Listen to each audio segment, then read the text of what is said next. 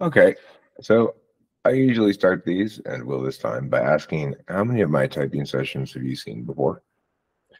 I've seen maybe like 3 or 4, but only two right the way through. So with the Okay. other two, it's just like snippets of. And how long have you known about personality type MBTI typology for? I'd say 3 years roughly, but not consistent. Like Okay. Okay, cool. sometimes, yeah, okay. Can you tell me, uh, can you recall for me the last time you went on a trip and tell me what your favorite moment from that trip was?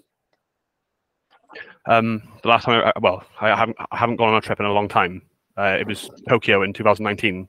I went on my own, my first holiday on my own, and my favorite moment, even though maybe some people wouldn't see it as a favorite moment, the day before I left, I went and saw all of the places that I really liked when I was there. I done sort of one final lap before I left, and I got really emotional.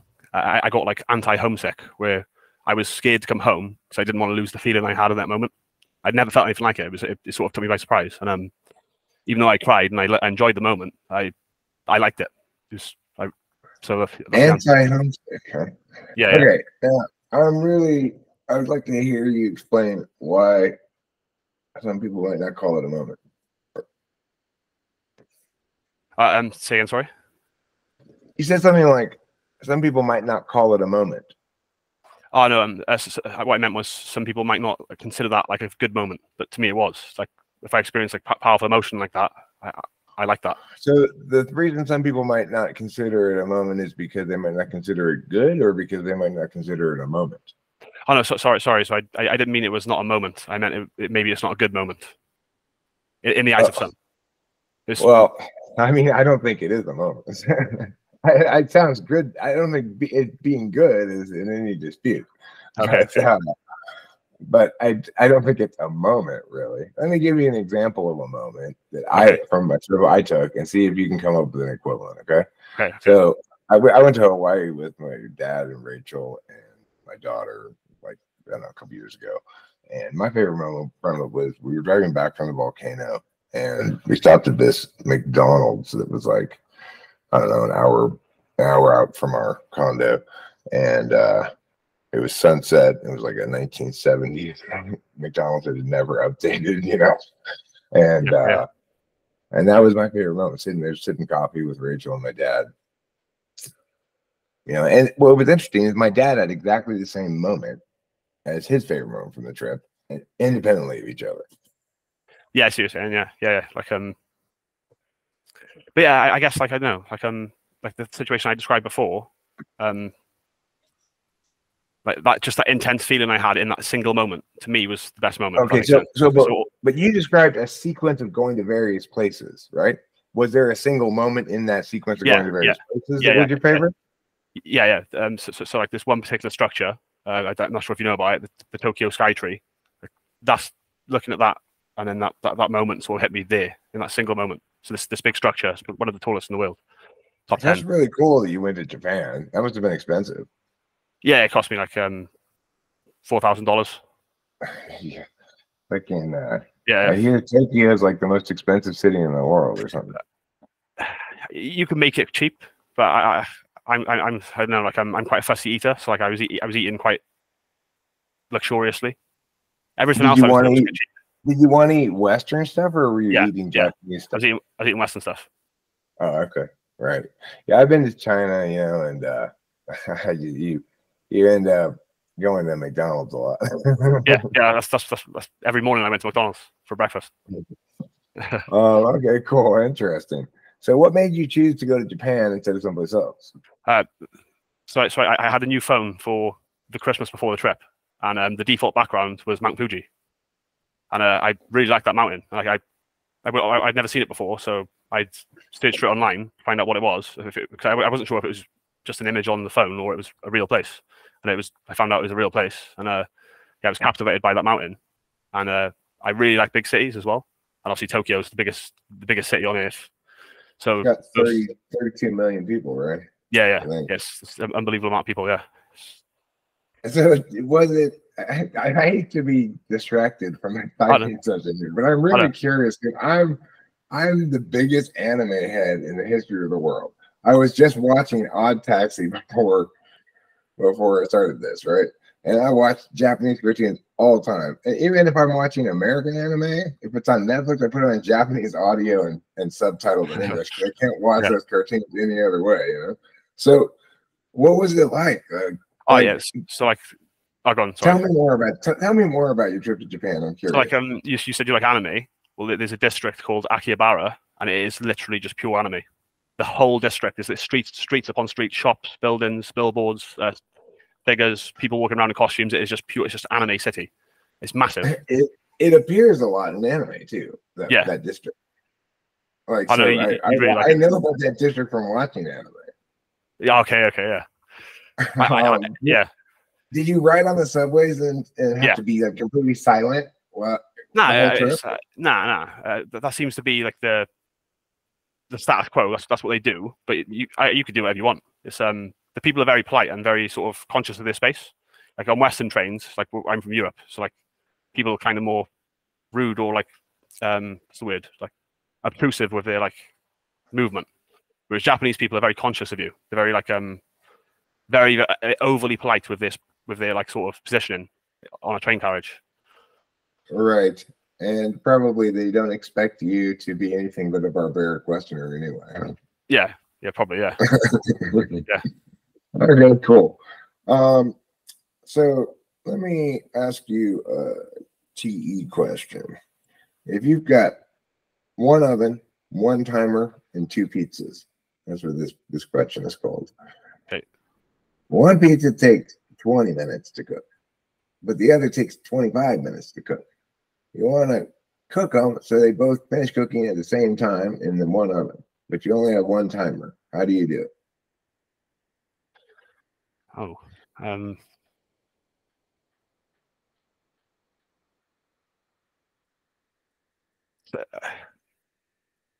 this is probably wrong, but I'd set the timer. I'd start cooking them at the same time and set the timer for 20 minutes.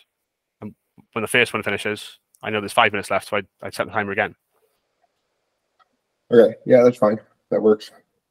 You can also set it for 20. You can set it for 5 minutes, put one in, set it for 5 minutes, and then when it dings, put the other one in and set it for 20 minutes. I get you. Yeah.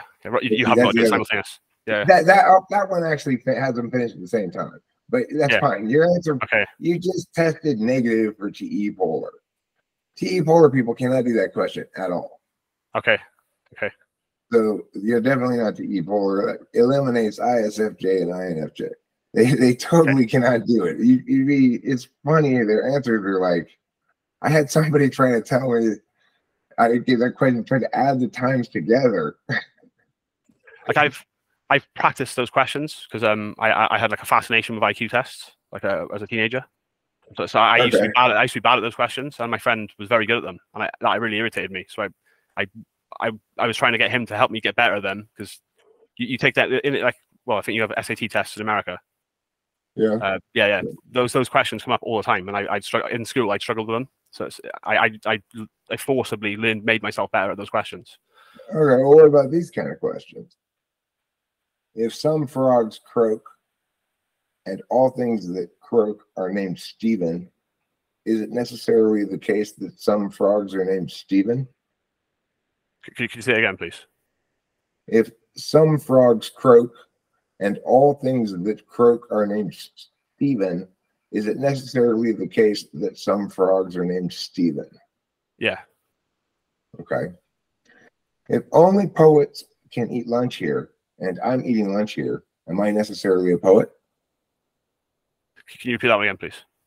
If only poets eat lunch here, and I am eating lunch here, am I necessarily a poet?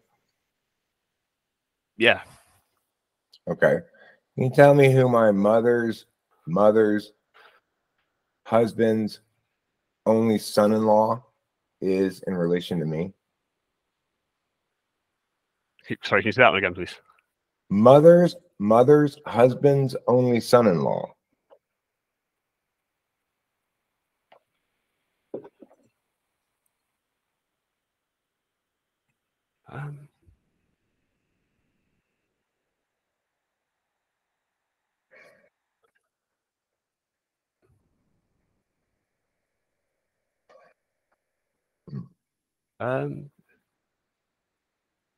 But your uncle? No, it's your dad. Oh. Okay. Interesting. Let me ask you another TE question. I want to revisit this TE issue. Can you tell me what's the optimal number of steps to break down the task of giving yourself a haircut into? The optimal number of steps? Yeah.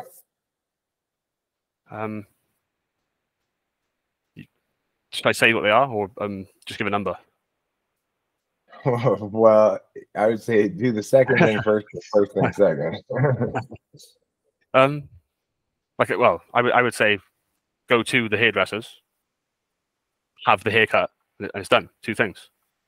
Okay, that's not giving yourself a haircut. That's hiring somebody else to give you a haircut. Okay.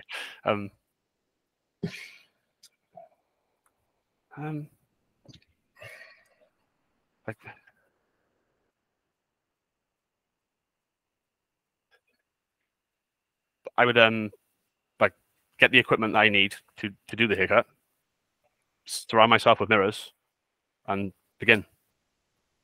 Okay, fine.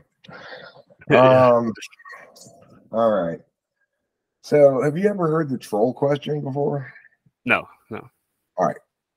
And this question is kind of like a choose your own adventure kind of question. All right. Okay. So, I'm going to give you a scenario, and then you can take action as a character in the scenario by either asking me as the narrator questions or asking other characters questions, in which case we're interacting with them, in which case I'll play the role of those other characters. Okay. Right. And here's the scenario. You are the lord or mayor or whatever of the Middle Ages town. It's split in two by a river. The farms and food and everything is on the left side of the river. The townspeople and merchants are on the right side of the river. You have a bridge, and that makes it easy to move your food back and forth. But then a big storm comes and washes your bridge away. And now you began having to take your food across the river on a boat. But then a river troll comes and takes up residence in your river. And what river trolls do, this is their magic power, is they have the ability to run up to any boat that's carrying food and take 10% of that food, no matter how well hidden that food is, and get away before anybody on the boat even realizes it's happened. That's their magic power. Okay. So the problem you have is your bridge is just washed out. It's wintertime. You only have enough food saved up for everybody to make it through the winter barely. If you give up 10% of your food throughout the winter, but the troll taking it as a troll tax, as he called it, to protect you from river sharks. And if you let that happen, people will starve. So the townspeople are like, do something, Mayor. This troll is putting us at risk of starvation. What do you do? Well, again, this could be wrong, but I try and I put the idea out there. I think it's time we all leave this town and start somewhere else, because this troll's going to be a persistent problem. It's winter. The landscape is surrounded in snow. You're not going to be able to move and relocate and build a whole new town right now. I'd say we've just got to unfortunately take losses. Like I hope it's not. I'd rather it not be anyone, but this problem is here, and there's nothing we can do about it. Okay. I could lie to you as your leader. I could lie to you, but I'm not going to. I'm going to be honest. That's what a good leader. That's what the key traits of a good leader is, to be truthful. These are bad times. It's not going to be good. Okay. You're a very interesting individual, because what my intuition is telling me is different than what my test results told me. My intuition is telling me you are a TE polar, but you got that first TE polar question right, which means that it's not 100% reliable, the TE polar question. But these other two TE questions, I've asked here, I think you are TE polar, but I'll have to continue asking, obviously, a lot more stuff to figure out what type you're, sure. But I just, Your response to TE questions is unique among the times I've asked these questions so far, and I've asked them plenty of times, right? And you indicate you practiced how to do those kind of questions. But in my ideal world, that doesn't make any difference. You still test TE polar. Fortunately, it seems like you tested that way across the 3 tests, but you've thrown a wrench in my faith in that kind of test question here. Anyway, let me ask you more questions. So can you tell me synonyms for the word cantankerous?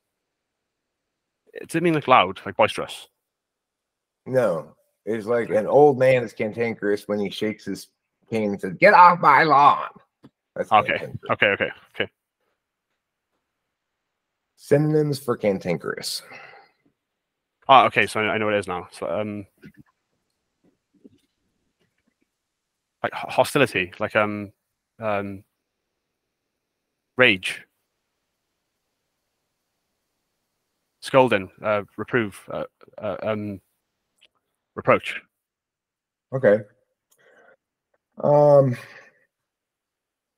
And all right, let's try this extrovert intuition test. So I'm going to tell you the beginning of the story, and I want you to tell me the end of the story. Okay. A lady walks into a bowling alley with a peacock on a leash. Yeah. And she goes up to the counter. I just moved the tripod. Okay. She goes up to the counter and says, "I would like to rent a lane and bowling shoes for both me and my peacock." The guy behind the counter says, "We don't let peacocks come in here. You got to take it outside." And she said, "Well, this is my service animal and you're discriminating against me. Let me talk to your manager." You finish the story.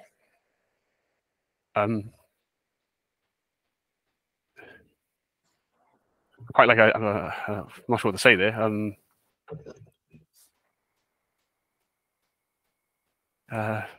Okay, you think about it for a second. I'm going to refill my coffee, and I'm going to go stand out here and smoke a cigarette. I'll still be able to talk to you and hear you and see you, but you probably won't really be able to see me that well. I don't. Okay. I'll be right outside in a second. Okay. Yeah.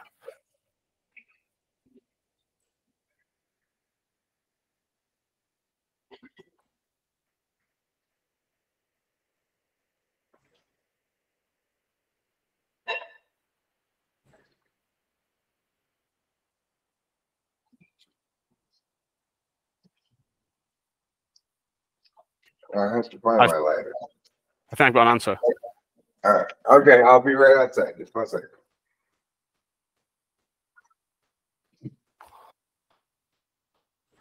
All right. So finish the story. Okay, so she goes to speak to the manager, and she's like fearing the worst. She's thinking that the peacock, hearing the peacocks, are going to have to go somewhere else. But the manager says, "Actually, no, follow me." And he takes her upstairs and opens the door, and there's an identical bowling alley, but with all sorts of exotic animals, unicorns, Pokemon. You can go here, and that's what happens. And then she wrote a 5-star review on Yelp. Yeah. Okay. Can you tell me about your media consumption habits? Can you can you be more specific? Sure. Like when you're not watching something that's teaching you something specific or is about a subject that you want to learn about, what kind of movies, TV shows, or videos do you watch? I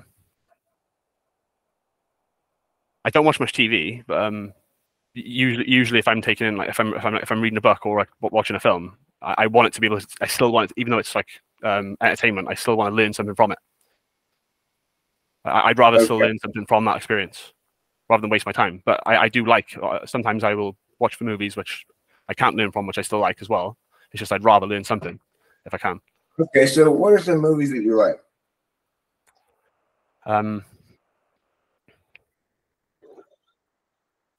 The TV series count? Sure. Like when I watched this ages ago, but I watched it recently again. Like I like Breaking Bad. I think that's quite good. Yeah, it was quite good. I didn't think it rewatched very well. I watched it, I liked it a lot the first time, and then at some point attempted to rewatch it, and I found that without knowing what happened, kind of ruined it for me. Yeah, I can see what you mean. I just like the struggle he goes through. You know, I think he plays it so well. The piece. Yeah, he's a good actor, isn't he? he? Yeah, like it really does feel real when you're watching it. And so is the young guy. What's the character's name? Jesse Pinkman. Yeah, Jesse Pinkman. He's a good actor too. That guy. Yeah. And obviously they're completely different people. Okay, talk to me about. Well, here's a question, and either answer it, but really answer it and explain. Do you think your experience informs your intuition more, or your intuition informs your experience more? Now I'm coming back inside to hear your answer. Okay.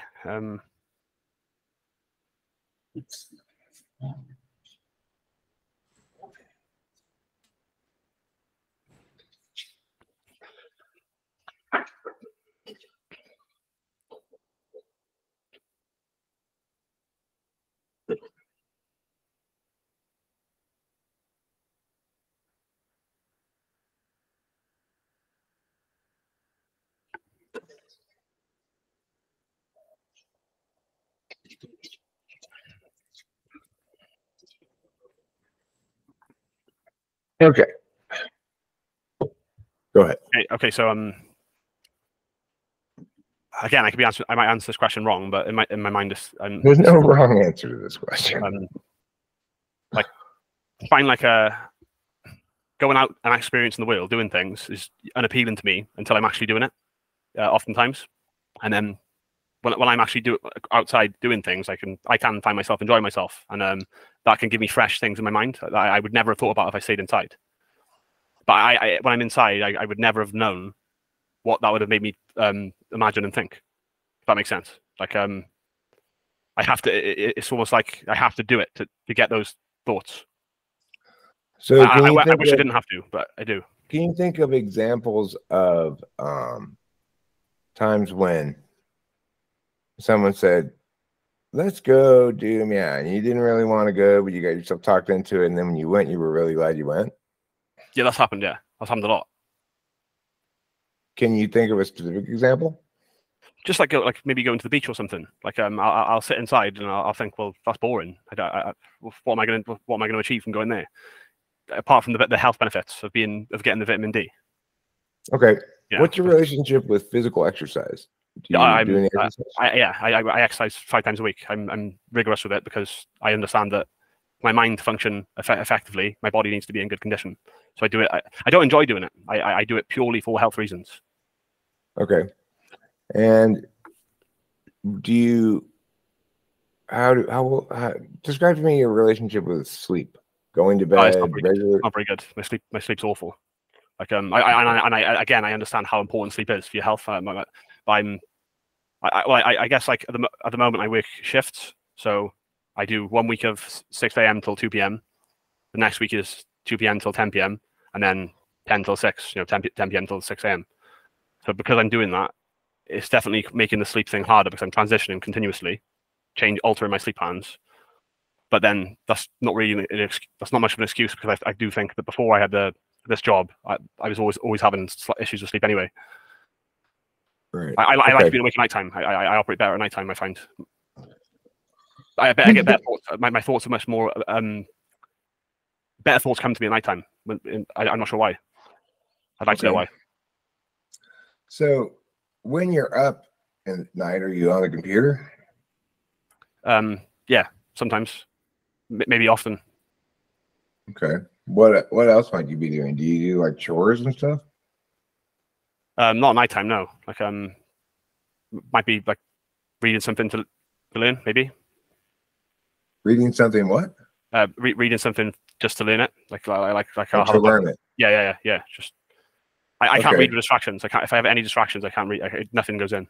I have to have silence. So Other than typology, what's a subject you enjoy learning about or learning about right now? Intelligence. I like IQ. I like the Big Five as well. Like I've done a lot of research on the Big Five.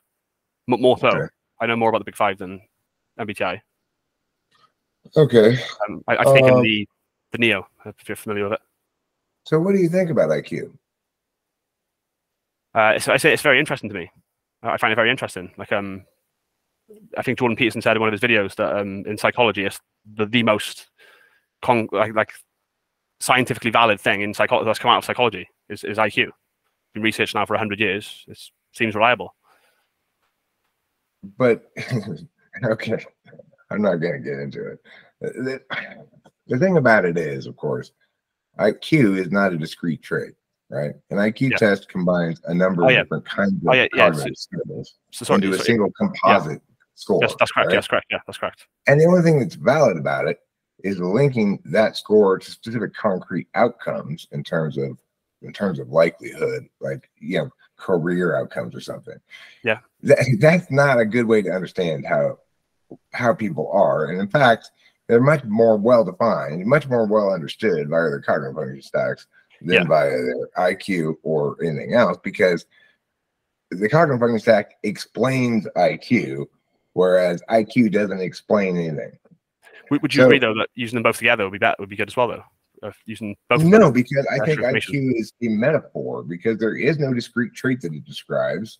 It's simply you're saying people's ability to score well on this test correlates with certain real world outcomes. That's fine, but that's as far as you can go with it. It's not explanatory at all. So, okay, regardless, not my job right now is not to argue with you about IQ. My job right now is to type you, so I should try to do my job. Okay. Let's see here. Can you talk to me about your relationship with procrastination? Yes, it's quite bad. Like I'm quite good when you're procrastinating. Just my mind wanders. Like it's like nothing's happening. Like I can just stare into space for like 20 minutes or just. And it'll always happen where I'll come back to the task and I'll wonder, how did that happen? Like you've wasted a lot of time again doing nothing. Okay. Or I'll be reading the paragraph that I'm doing, currently reading, and nothing's going in, nothing at all. So I'm rereading it, but I'm thinking about other stuff. And okay, so you don't procrastinate by doing other chores, for example. No, I might like sometimes go on my phone or something. Okay. But it's not as if I've gone away to do something else. No, I always still be at this. Like say I'm sitting at my desk at the moment. If I'm doing work at my desk, I'll still be here. If that makes sense. Okay. Well, like for me, I've got this gray stuff on this wall I got to take off, and I should get that job done because it's been stretching out forever. It's just been such a fucking huge job. But I'll be like, oh, I'll clean the floor. That's how I procrastinate. Anyway, okay, so let's see. How do you feel physically right now? Any aches and pains or stiffness or anything like that? No, my mouth's dry. I think I'm like slightly nervous. My mouth's dry too. Yeah. But I have a cup of coffee, so I have an advantage over you. How do you feel emotionally now? Happy, because that made me laugh. Okay, good. Yeah. When you get angry at yourself, what's an example of something that makes you angry at yourself? And if you want me to give you an example of something that makes you angry at yourself, I will. I'm okay.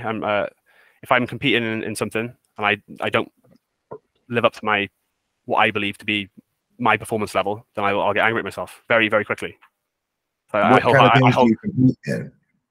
I game competitively, but not as much as I used to. Like what kind of games? Usually first-person shooters. Say it again. First-person shooters. Yeah, first-person shooters. Gotcha. Sorry, I talk quick. I talk fast sometimes. That's fine. I process fast, so that's not the problem. It's just you have a little bit of an accent. Okay.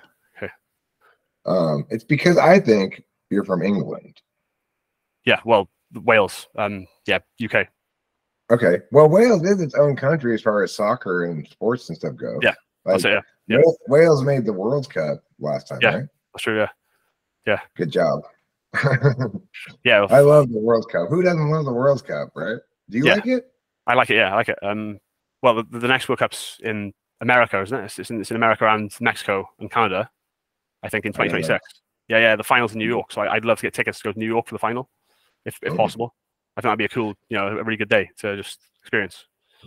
You know, when the World Cup was in Los Angeles and in the Rose Bowl, I was an usher at the Rose Bowl for the World Cup, and I was an usher at that Brazil-Italy final at the Rose Bowl. Is there any footage online of any pictures? Of me being there? No. Yeah. I didn't like soccer back then. In fact, so what? Like, we were allowed to leave once regulation ended, so I just left. Yeah. Okay. Yeah. We were also allowed to stay there and stand in our usher spots and watch the game if we wanted to, but I didn't like soccer back then. What changed? Oh, I started watching the World Cup on TV eventually, and it was like so fantastic. It's I was like 18 or whatever at the time when that World Cup was. I was young, so it was my first experience with soccer since playing as a little kid, being terrible at it as a little kid. Okay. Yeah. Do you play soccer? Yeah. Did you play that when you were a kid? Yeah, I played soccer. Yeah, but my dad was quite good at it.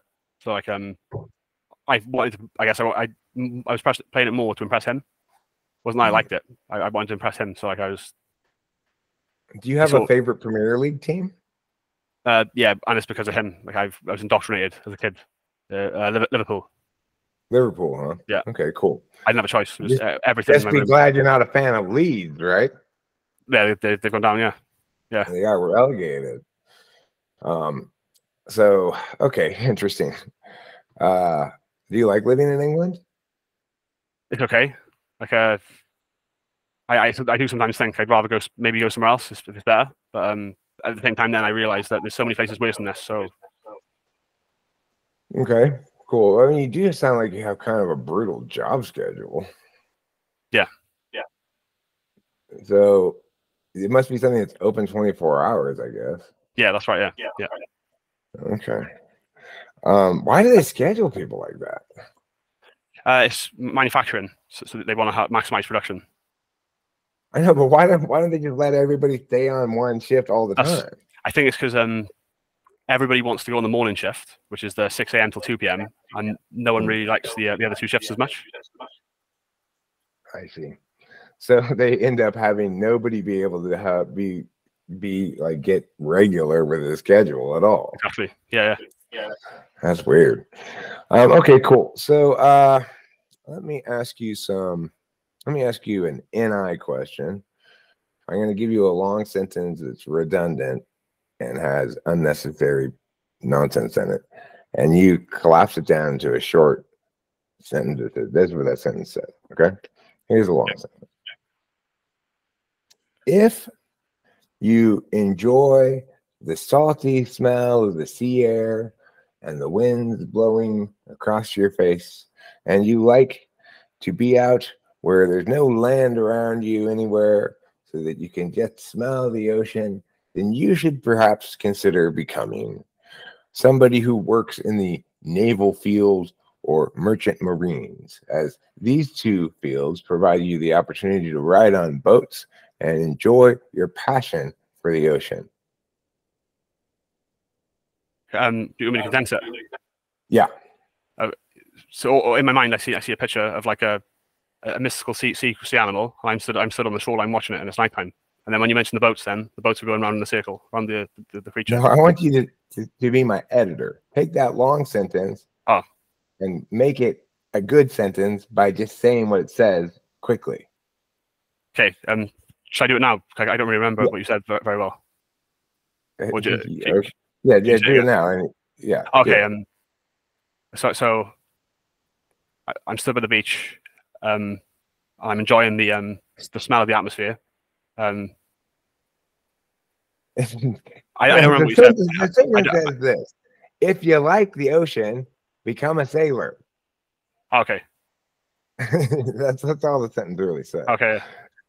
Okay, so that's interesting. I've never had anybody do that before, what you just did, which is instead of like if you ask somebody who's NI polar that question, yeah, they will try to basically repeat back everything in that sentence you just said, yeah, but change the wording a little bit, and it won't be any shorter. Okay. What you just did was give me the sort of NI visual scene that the sentence caused you to visualize. I've never heard anybody do that before. Yeah, I just seen the picture. Like I just seen the picture. Like you are an unusual one. Thanks. Okay. Let's see. Where can I ask here questions that I haven't covered so far? Well, let me ask you about. All right. What do you think causes you to lose respect for somebody more? If you see them being unkind, or if you see them being unreliable? So both, but unkind is probably the answer. But both, okay. both will do the thing. Both will have a very similar effect. But if I had to pick, I'll go unkind. What offends you? What causes you to lose respect for somebody more if they are illogical or inefficient? Probably illogical. Okay. What bothers you more if something is boring or wrong? What bothers me more? Yeah. I'd say wrong. Okay. I hate boring. What causes you to lose respect for somebody more? If they repeat themselves all the time, or if they are flaky, unreliable? Probably the second one, but the first one's extremely annoying as well. Again, it's just. Okay. Would you say that other people view you as more extroverted than you actually are, or more introverted than you actually are? I say extroverted, probably. Okay. But then my perception of what they're seeing might be wrong. But maybe it could be right. I don't know. Do you have a long-term plan, like a 1-year plan, 3-year plan, 5-year plan, 10-year plan? Yeah, like a rough plan.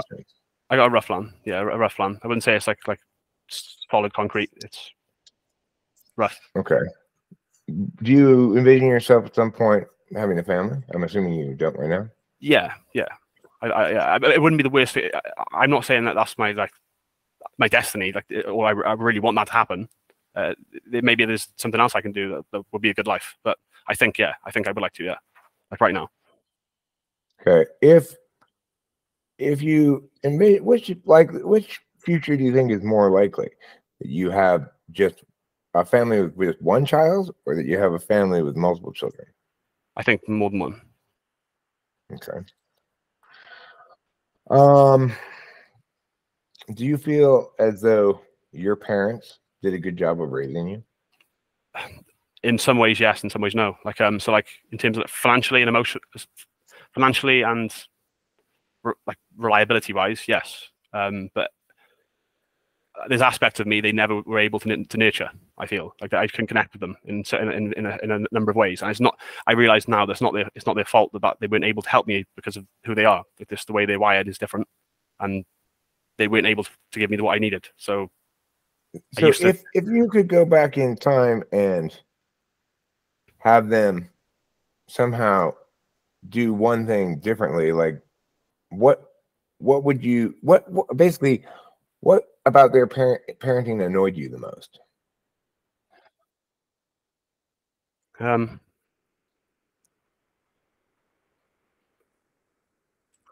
know.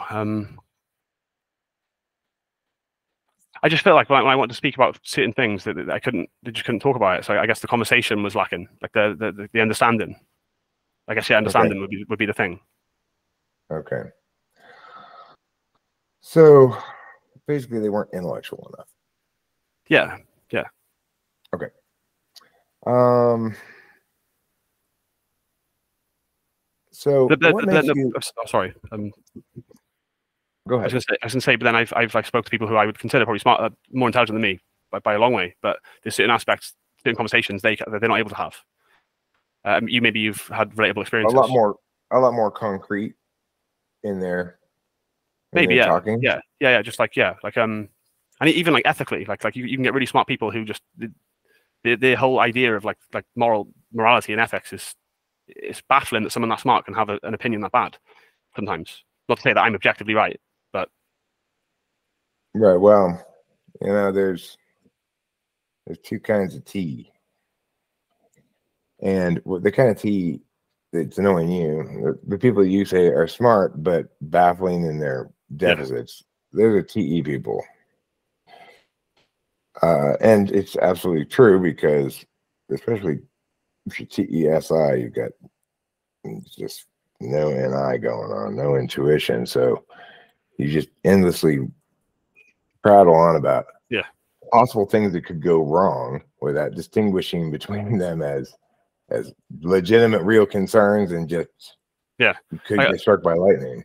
I'll give you an example. Like I was talking to, I've actually experimented with this conversation. I've said like it's very important that humans get off Earth in the future and we terraform other planets. We spread out. That's essential to the human race's longevity. And I've noticed many people just they find that question, that whole conversation stupid. And to me, that's like how can it be? How is that a stupid conversation? That is a completely like that we have to do this. It's like the sun's not going to be there forever. Well, but I mean, okay. It's true that the sun's not going to be there forever. But if your justification for why we have to do this is that, there's no reason to be in any hurry. That's going to be a long, long time. Yeah, but the steps need to begin now. Little steps. Okay. All right. Well, one would imagine probably that the capacity to do that would stem somewhat from not just direct technological development in that area, but from overall technological growth or advancement, and then some of those things become applicable to that, But regardless, anyway, I agree with you that if you, in the most long-term sense, it's a good idea for us to spread out to other planets. Yeah. However, they're kind of far away. Yeah. Okay, so it is an interesting topic. What do you think about where do you think people came from? Do you think that we evolved on this planet? Do you think that we perhaps came from another planet? We're like a colony of humans that were sent from another planet, maybe? All those things you said could be true, but I think evolution happened, but I'm completely open to that being different. Like I think evolution did happen. There's probably many steps along the way that we don't understand. Like they're very different to how we imagine right now. But yeah, like you said, there could very well be an alternate explanation. Okay. I do tend to believe right now more so in evolution. Do you think it's important to have an answer to those sort of cosmological questions, where people came from? Yeah, I'd like to investigate those questions. Yeah, I think that's a very interesting thing to speak about and to delve into. Okay, do you think there are aliens or UFOs? 100%. 100%. When you look at I watched a video today. It's called Gigapixels of Andromeda, where it zooms into the Andromeda galaxy, a quarter of the galaxy, and the whole 6-minute video is panning over just that small segment of the Andromeda galaxy, and the amount of stars you see is incredible. And if all of those stars have planets around them, when you watch it, it just sinks in even more. But there's no way if the laws of physics allow sentient creatures to live on this planet, and then those same laws apply other places. So surely the same reactions can happen to give rise to life. The math is on the side of there must be aliens. Okay, it has to be. It's kind of begging the question, but it's fine. Okay. Okay, interesting. But do you think there have been UFOs that have visited Earth? See, this is the thing I'm not sure about, because I watched a documentary, and the guy in the documentary, I think it was Michio Kaku, the physicist, he said that if they were to come here, they wouldn't come here in the big vessels like that. It would be in devices that we wouldn't even see. If they could travel from other star systems, their technology would be way beyond ours. Like if they wanted to remain undetected, we would never see them. We would never know of their existence. The same would probably happen if we developed that technology. We wouldn't want to go to other star systems and be seen. Of the fear of being okay. So but they could be, does that mean that all existing evidence of UFOs, like videos of them, and is them messing up? No, UFOs could be real. I like that thought process. I think is quite sensible, like what he's saying. But absolutely, UFOs could be real. I've never seen them myself. So, look, I have a position on it, but it's just it's like it's basically predicated on the fact that why do we have so many pieces of inconclusive evidence and no pieces of conclusive evidence? Yeah, that's a good point. Anyway, okay, so let's see. What do your feelings inform you more about? What you want and what's important to you, or what you don't want and where your boundaries are? Probably the second one, but I wish it was the other way around. I find it, I find it really hard to say no to people. Like when they ask me to go to like an event or something, I don't like saying no. Like but I hate that. I don't like that's there. It's like a kind of like a. And if they don't ask you, are you upset because they didn't include you? Yeah, a little bit. Yeah. So if I like them, yeah, no way. I know. So I wish that wasn't the case. Really do wish that was different. Wow, that's great that answer there, because it is a textbook for the type I think you are. Anyway, let me see where else I haven't covered and wants to cover, and then I'll tell you what type I think you are, and you tell me what type you thought you were coming in, and then if you have any questions or whatever, we can discuss or etc. Okay, so let me review here. I've covered FE, FI, SE, SI, NI, NE, TI, and T. I've covered all the functions.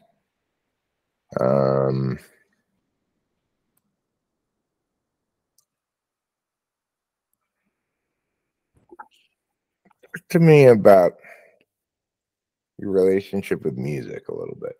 Do you listen to a lot of music? Do you make music? I do listen to music, yeah. I like music that makes me feel sad for some reason. If anything that has like a powerful emotional impact on me, I like that. It makes me feel alive. Yeah, I get you. But yeah. So can you give me an example of a song that you feel is impactful that I might know? So an example, Hans Zimmer Time is an example. Hans Zimmer Time? Yeah, Hans Zimmer Time. Have you heard that song? No, you definitely would have heard that song. It's have you watched Inception, the movie? Yeah, yes. It's the soundtrack. It's the soundtrack for that movie. Is this song called "Time" by Hans Zimmer? Yes, that's it. Yeah. All right, let's check it out and see what it's like. You'd recognize it instantly. Like it's just an instrumental. There's no singing in it. But to me, it feels like I just get goosebumps all over my body. So it's a score for a movie. What's that mean? It means like a soundtrack for a movie is when they put in songs, like radio songs or whatever, into a movie. The score is the instrumental shit underneath. It's just like yeah. That's all the way through. Yeah. It keeps coming up at different parts of the movie. Okay, so cool. I guess that's right. Yeah. All right, interesting. I feel like it's speaking to me. Do you listen to music while you're doing other things, or when you're listening to music, are you just listening to music? Just listening to music. Usually, I find that if I'm studying and I'm listening to music, I can't do both things at the same time, or it's greatly impacted by the disturbance of the music. Okay, I'm going to tell you what's called the potato touch story, and then I would like you to try to give me a comparable example from your own life. Okay. One time, I used to go to this restaurant, and I'd sit at the counter, which is near where they prepare the food, and I'd usually get breakfast there. But as I was eating, I'd watch the waiters. I noticed that when people got dinners there, which come with a baked potato, they would touch the potato with their fingers on either end to make it open up and then scoop the butter into it. And I thought to myself, if I ever order a dinner here, I'm going to keep an eagle eye out to make sure they don't touch my potato, or how much they touch it, so I can either cut those pieces off or something. I don't like them. I don't want them touching my potato with their fingers like that. So one day I go in there, I do order a dinner. And I'm sitting at the counter and I'm watching all the plates come out and making sure they don't touch my potato. And I've been the whole time. And finally, all of a sudden, my plate's put in front of me. And I realized I got rice pilaf instead of baked potato. So I was watching out for them to touch my baked potato for no reason. Because I remembered my plan, keeping an eye out for the baked potato. Yeah. And didn't update it when I actually ordered rice pilaf to realize I don't need to execute that plan anymore. Okay. Can you give me a comparable example?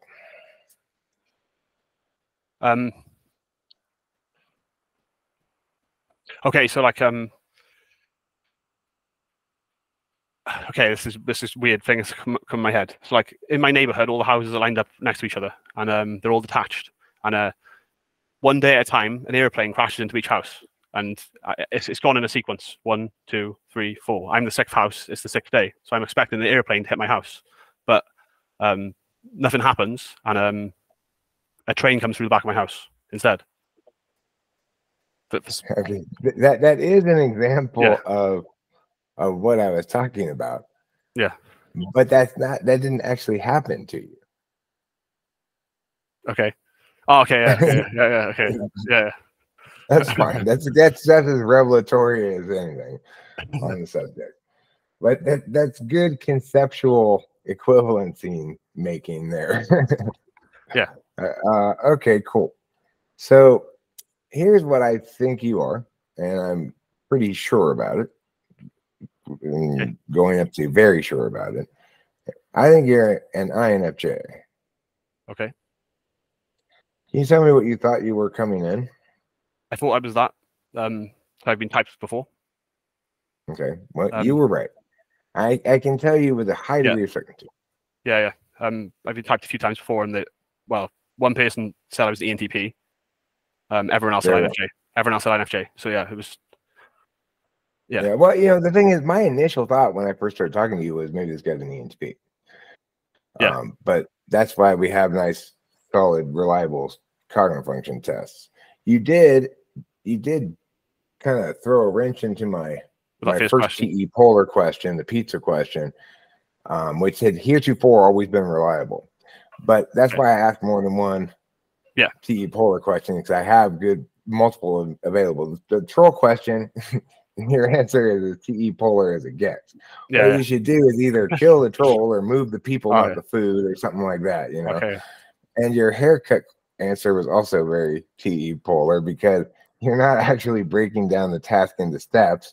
You're just knowing what you need to have first, and then saying the next step is just do it. Yeah. Okay. Yeah. So, and your TI is right in line with third slot. You got them. You got most of them right. You struggled with it. It took you a little while. I had to repeat it for you. That's textbook like third or maybe 6th slot. So that's consistent. Your NI is over SI is very evident, as is evidenced by the fact that instead of actually giving me an equivalent example from your own life, you came up with a conceptually equivalent example. And also as evidenced by the fact that when I asked you to collapse that sentence down into a short one, you, instead of even doing that, you just gave me the NI vision that comes to mind from it, Your relationship with SI is one where you value learning things rather than actually having any conscious SI. That means you do a shitty job of sleeping. INFJs all do a shitty job of sleeping. Yeah, my sleep's awful. And really affects me. Yeah, and then your relationship with SE, the fact that you successfully do exercise regularly but don't like it, that's very fourth slot, everything lines up with INFJ. So it turns out that the other people were right, and that's usually not what happens. Usually if somebody comes in here and they've been typed as everything under the sun, but you sound like you've had a better experience than most with other typologists. Yeah. I guess so. Yeah. Like some of the other people have been like they've been and R in between two types, but like you and two others you said that that's what you are, sort of thing, like with pretty strong conviction. Yeah. Because the thing we can, like, somebody might think based on your affect in this typing session, for example, oh, he seems too extroverted to be an INFJ. He seems like an ENFJ. But you're definitely not, because you're not SI polar. Your SI is better but less conscious than that. Like in groups, I'm not extroverted at all. I'm very sort of on the sidelines, but one-to-one communication, I can be perceived as definitely being more extroverted. Like as long as well, even if it's one-to-one and there's people watching, then I go quiet. But like, because me and you are speaking now and there's no one else here, I'm more comfortable, a lot more comfortable. Right. And INFJs and ENTPs find it very natural and easy to talk to each other. Because, it's been quite an easy conversation. Yeah, because we're what sociologists call them a Raj relationship, but it's better called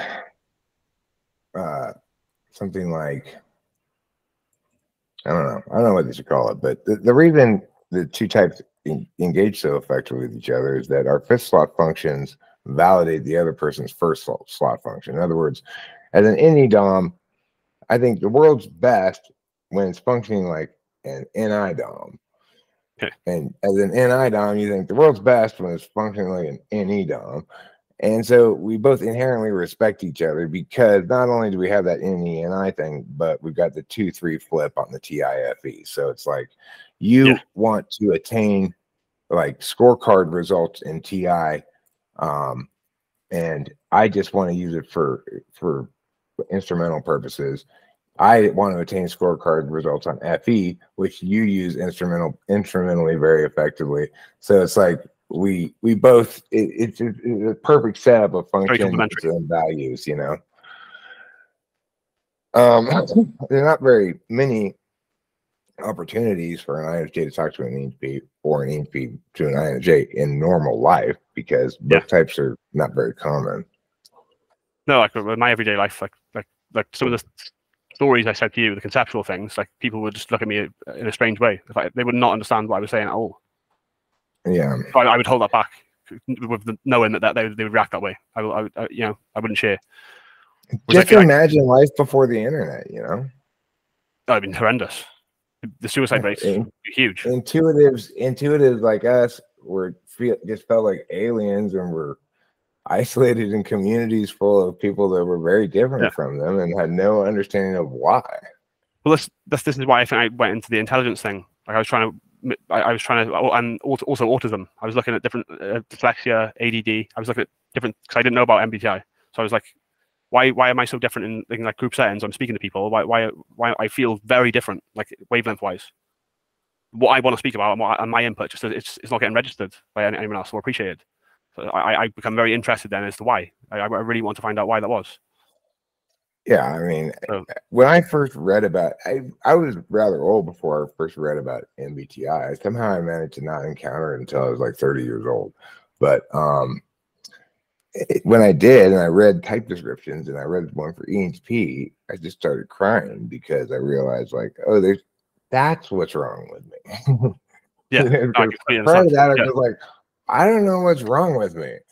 Everybody is so different than I am, and I don't know why. Yeah. Now I understand why, and you know, everybody. The weird thing also is everybody like wants to be an ENTP or an INFJ, but it's not easy being an intuitive like this. No, I don't think so. Because life is about doing the S's and the TE and the FI. It's about knowing what you want, knowing how to get it, and doing it, and being reliable and following through and shit. And then your life blossoms like you're a tropical plant in a rainforest. Yeah. But if you're not focused on those sensory things or those subjective epistemologies, then life's hard. Absolutely. Yeah. Yeah. Nevertheless, everyone's still gonna say they're intuitive, like it's a good thing. Oh no, I was like coming into here, for example. If you was, if I was to be typed as something else, I acknowledge that. It's like I think the proof's more important, you know, than wanting to be. Well, You know what? And kudos to you for giving me no FE information when I initially said you're not TE polar, because I'm glad I was able to. Normally, I don't trust my intuition when I'm typing people. I don't like to, because I like things to be more defensible than that, right? If I'm using my intuition to type somebody, then I can't defend their type. But in that instance, it was good that I trusted it to press harder on the TE thing to go back to it, because if I had just trusted that initial question, I would have been completely unable to figure out what type you are. Yeah. Okay. Yeah. So anyway, what any questions? Oh yeah. I was just saying, what do you think of the big five, for example? Like I think it's completely bullshit. I think that it's like a bit simple. It's an attempt to describe personality in terms of discrete traits rather than attentional manners, and it's therefore fundamentally wrong. Okay. Yeah. It definitely doesn't tell you as much about the person. I feel it doesn't go. It doesn't explain anything. It doesn't explain anything. It just says very vague. It says very vague. I'm going to describe you as this, scoring this on whatever and this on whatever. It's also normative. It's like it basically proves a situation where nobody gets to be good because they all suck at something, and it's just all, it's like ridiculous. Whereas cognitive functions, everybody has to be both excellent at something and have the corresponding deficit as well. So it's fair. It's non-normative. Although people treat it as though it's better to be like intuitive, it's not fundamentally that. So yeah, I don't like the big five. I also think Jordan Peterson's dumb as hell. Oh no, yeah, I only some things he says I agree with. He's hit and miss for me. He's very hit and miss. Some of his explanations are some of the most horrible, dumb explanations I've ever heard. Like one time he was asked in one of his classes, I was watching this video of his, and he asked, why did people like red, and why are people more responsive to the color red in advertisements? And he said, ripe fruit. Because I remember hunter-gatherers, there's an advantage to seeing ripe fruit, so that's why people like, what kind of a fucking explanation is that? It's so dumb. First of all, most ripe fruit isn't red. Yeah. Most ripe fruit that is red is poisonous. Yeah, I know what you mean. Yeah, I've definitely heard him say things, and I'm like, that's definitely not right. Yeah. Other questions? I probably too much of a question to ask, but just off speaking to me, would you have any idea of what Enneagram type I'd be? If that's something you do, I'll do better than that. I'll give you my quick and dirty Enneagram test. I pronounce it Enneagram because I pronounce it wrong. Okay. Anyway, all right. So here we go. Why is it that you don't have to feel ashamed of yourself? Is it because you're helpful? Is it because you're high achieving? Or is it because fuck you and your rules? First one. Okay. Why don't you have to be afraid of this thing that would be otherwise scary? Is it because you researched it a lot, learned a lot about it, and so it no longer is scary to you? Is it because you have lots of resources behind you that you've already piled up you can use? Or is it because you're sticking your head in the sand and trying not to pay attention to that? It's close between the first two, but I'd say the first one. I go with the first. Okay. And then lastly, when you encounter anger in the world directed at you, do you respond with anger back? Oh, the fuck you. Well, do you respond with, okay, make me fair, fine, and do it? Or do you respond with, if you're going to be like that, I'm not going to talk to you? Probably the third one, third option. Okay. Now,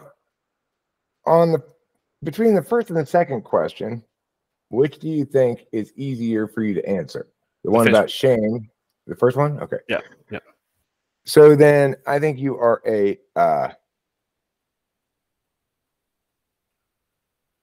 2, 1, 5. And I'll tell you what that tri-type is called right now by Googling it. I know how to get there by typing in 784 curve server, then takes me to the site that does that. But I'll have to look you up there. So 251. All right.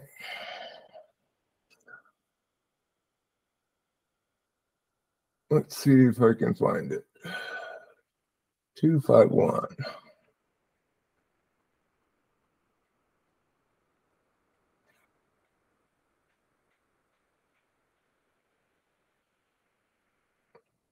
Okay. Here. Page 1. 251. 135, 127, 126. Oh, there is the mentor. You are the mentor. Combines the ethics of the 1, the helpfulness of the 2, and the wisdom of the 5. Private, idealistic, and caring, sees what needs to be done, and takes practical steps to be of service. You're the mentor. You're the very first type listed in the 162 types, actually. It's the first. You're the very first one listed on this list of 162 types. Yeah. Just incidentally, it doesn't mean anything, but you know. No. Yeah, the mentor is your tri-type. Okay, cool. That sound right to you? Yeah, it did. Yeah. Well, after this, I'll look more into it. Okay, cool. And have you typed yourself Enneagram before?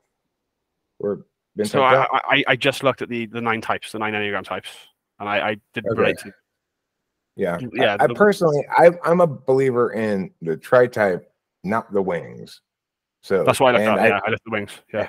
And I'd additionally say that with an Enneagram, it's important to remember it's basically a taxonomy of FI. So it's like people try to attribute personality type to Enneagram type. That's not the right thing to do with it. You recognize this is how my FI works. Like I'm a 784, which means I'm avoidant of fear. I am responsive to anger, and I don't need to be ashamed because fuck you and your rules. Okay. So it's like when you read type descriptions from Enneagram, they'll be like type 7s are like this, but those are all bullshit. Ignore all of that shit because that's not what Enneagram is correctly doing. It's just taxonomy your FI strategies. Yeah. Okay. Anything else? Yeah, I guess one more question. Like, what's your opinion on the whole? I'm not sure if this is an actual theory. I'm sure it is, but artificial intelligence replacing humans, and that's a normal part of evolution. So maybe that's supposed to happen. Like, I think it's incorrect, and people are barking up a tree that will never grow. The thing is, we can have all kinds of artificial intelligence that is functioning instrumentally on our behalf. Yeah. But we already know the only way there is to generate self-aware, conscious intelligence, and that is by having children. Yeah. Yeah. The self-aware, conscious, independent entity intelligence is a product of being both a biological and a metaphysical entity, and it's a product of being of a developmental process of those two halves of a self across time. You can't get into you can't get consciousness of an artificial intelligence right. entity. Yeah.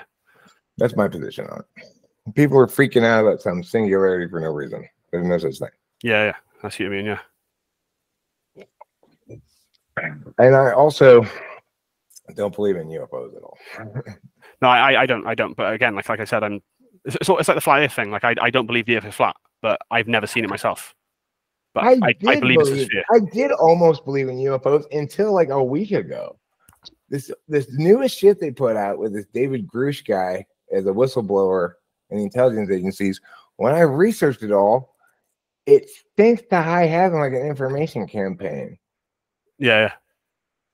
So I haven't actually looked into that. So yeah, I haven't looked into that. But without that, I still think it's interesting. It has all the trappings of being robust, like defensible evidence, but none of the actualities of it. So anyway, I'm still hopeful on Sasquatches though. Yeah. You guys have Sasquatches in Wales? Yeah, I know what you mean. The Loch Ness monster. Yeah, the Loch Ness monster. Yeah. Is that close to you, Loch Ness, or is that far away from you? Yeah, it's like 8 hour drive. That's a long way away. Yeah. Just to be disappointed that you don't see the Loch Ness monster, it's not worth that drive. Nah, no, definitely not. What's your position on ghosts? That could be a long conversation. I used to not believe in them at all, and did something happen? Yes. Did you have an experience? Tell me about it. I love paranormal shit. Tell me. Okay, so like, I used to be like completely against this. So if anyone brought up ghosts or paranormal things, I'd say, full of shit. Don't believe you. You've tricked yourself into thinking it happened, or you want it to happen. You're making it up. I would not believe any stories, nothing. And so I was very atheistic with paranormal things. And it was about 10 years ago, and it was the middle of the week. I was completely lucid, completely awake. All the appliances were off in the house, so it was completely silent. It was as silent as you can be. I've walked downstairs in the house with my bowl of cereal to bring it to the sink, and I've turned at the bottom of the staircase to head towards my kitchen, and I had a whisper in my ear, and I felt that the breath hit my neck. It was in waves as the words were coming out, and I've never heard the language before in my life. It was a completely, like, you have like German, French, Italian, Japanese. There's kind of similarities there when you listen to humans speak. This was different. It was like in a way I can't explain it. No, it was like I don't know. Like, imagine seeing like a shape you've never seen before. Like it was so foreign. It was so foreign to like anything verbal I've ever heard. And it lasted for about 5 seconds. My whole body was covered in goosebumps extremely intensely, and it stopped, and I ran upstairs and just tried processing what happened. So, do you have any opinion about what it was? No. It felt, the tone of the voice felt like a warning, but I have no idea why. I don't know. I just assumed that in the moment. Like I could be wrong. But I remember thinking that definitely happened. You did not imagine that. It absolutely happened. Like, well, I typed an ISTJ nurse who was very not woohoo at all. Like, and she didn't attribute it to ghosts or anything, but she said, well, one thing that happens weird a lot because she was an oncology nurse, so she's dealing with people dying all the time, right? Yeah. And she says that when people die, like right when they die, a lot of times the TV in their room will flicker. Yeah. Like, what? I believe her reports of these things that she's experienced as paranormal stuff, because I was pulling them out of her because I'm curious about that stuff. Yeah. And she was just so no nonsense that the fact that she couldn't resolve any meaning for that was fine, because she was an ISTJ. That's not okay for me. Fine that she doesn't have any meaning. It's become a fascinating thing in my life now. Like I'm like you. I'm interested in hearing stories as long as they're authentic. Yeah. So I mean, I found her very convincing, very credible her testimony, very credible, because and she's it wasn't just that. She talked about like how a lot of times right when people are about to die, they will like reach up and like be apparently talking to somebody, and all of a sudden like go from basically like comatose to and then they're done. Yeah. That's weird too to me. I'm absolutely convinced that something happens after this life. Like, I've had other experiences as well. I can give you a quick addition to that one. Like so it was about 6-7 years later, in that exact same geographical location in my house. In the house, I was sitting in the living room with my granddad, and on the arm of the chair he was sitting on, the chair I was sitting on was facing him, so I could see him. On the arm of the chair was a TV controller, and it jumped out of the air on its own in a rainbow shape, in an arc shape. We both seen it. He to this day doesn't want to speak about it. He does not want to talk about it. It's like he gets very uncomfortable when I bring it up. So I'm like, he acknowledges that he's seen it happen, but he does not want to speak about it. He's very defensive. Whereas I'm very happy. I'm happy to sit there talking about it. Like in the exact same location, I hear the voice. I find that really strange. Like our planet's moving around the sun. The sun's moving around the black hole in the center of the Milky Way. The galaxy's moving, but in the geographical location of my house, two paranormal things have happened years apart. Like I can't make sense of that. I just can't. Right. Yeah. Well, yeah, I've had a couple of weird experiences too. Like right after when my dad died, when it was time for his funeral, like when I got out of the car and was walking towards the funeral home, I felt very clearly what can only be described as something grabbing my ankle as I was walking, trying to walk from like the gutter, stepping up onto the sidewalk. It's like something grabbed my ankle and pulled my foot back down. There's nothing there, you know. Obviously, there's nothing there, but I felt it clear as day. What did you think in the moment? I just thought, like, what the fuck was that? But you know, I had a lot of shit going on too. I'm trying to run this funeral. I'm trying to live stream it so that my aunt can see because it's her brother, you know. Yeah. Anyway, so I didn't put a lot of thinking into it. And then another thing happened shortly after my dad died. Rachel and I were in the car driving, and we were talking about like whether or not my dad is somewhere watching us or whatever. And then we pull into my driveway at the house in Arcadia, and sitting on our telephone line above the yard is a huge owl. I have lived in Arcadia or the area for 51 years at that point, right? Yeah. I have never seen any owl of any size. Yeah. And it just stood there on this wire looking at us. And I got out of the car and I was like trying to film it. I walked right up to it until it was right underneath it, trying to film it. And then it just, one flap of the wings, it just fucking silently just flew off into the night. It was crazy. No, that is strange. It's really strange because I don't think there are owls down in Arcadia. I never thought there were. I've never seen them or heard them or anything. Well, like, in Stephen Hawking's last book, he mentions like that all there is fundamentally is energy and space. You know, in the universe, it's just if you break it right down into two things, energy and space. So anything that isn't space is energy. So we are all energy fundamentally. Do you think that like that you can make sense wrong about that? There's time, space, and objects. And energy, you know, too. But okay, yeah, the time thing, yeah, time, space, objects, and energy. Because I guess like is matter and energy are interchangeable, isn't it? Yeah, you can interchange them. Yeah. But the fact is, you can't have a universe in which all of the things are. Oh no, that's correct. Undergone that transformation. That's right. Yeah. It's like we wouldn't be able to understand our life at all if we didn't understand it in terms of both energy and objects and time and space. Yeah, no, that's right. As distinct things, whether they're mathematically convertible or not. Anyway, that's neither here nor there. Are you comfortable with me publishing this, or do you want me to share it with you privately? Yeah, you can publish it. Yeah, that's fine. All right, fantastic. So I'm going to stop recording, and then what's it called? Google Meet usually takes like 2 hours to process it. Once it's processed, I'll upload it. So probably it'll publish this evening. Yeah, that's fine. Yeah, that's cool. And it's 11 a.m. my time right now. Okay, thank you very much. Cool, yeah. No worries. Thank you for doing that. I appreciate it.